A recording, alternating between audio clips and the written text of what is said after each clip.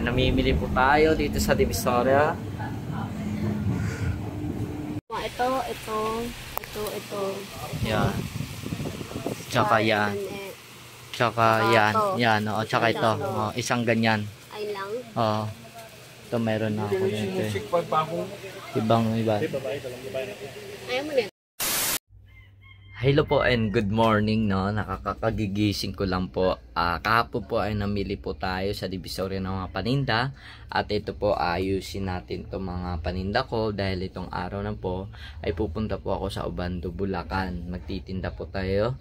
Ang buhay ko po ay buhay biyahero manininda. Pumupunta ako sa lugar sa mga piyesta-piyesta para po magtinda. Kaya samahan nyo po ako ayusin ang mga paninda ko at maglakbay at pumunta sa mga piyesta. Tara!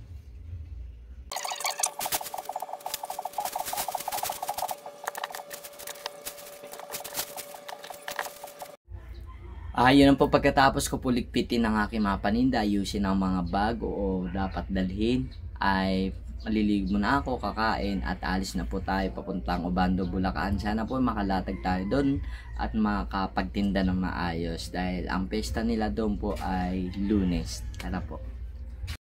Dito na po ako sa Obando. Buhay biyahero manininda. Nandito na po ako sa Obando, sana makabenta po tayo at makalatag na maayos.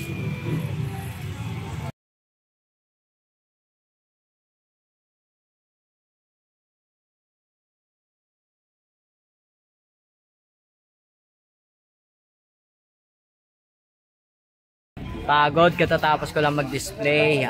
Pahinga muna tayo tapos tuloy ang display.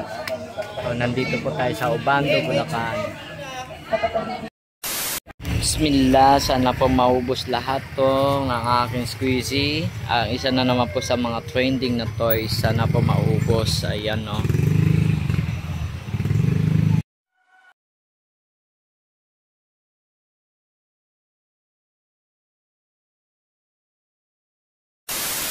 Hello po, ngayon po magliligpit po tayo ngayon dahil bukas po ng umaga ay piyesta na po rito sa Obando.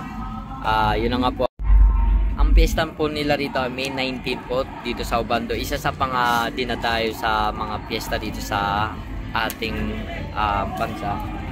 Ayan po, no, nagliligpitan kami at dito po kami mismo natutulog sa kabangketa at buti nga po ay may folding bed, no. Ay ang aking folding bed at yung mga kasama ko, si Ate Lani at saka yung mga tropa ko po yan. At ngayon po ang aking pwesto. Dito mismo kami sa Obando. Buti po mabait ang may bahay dito.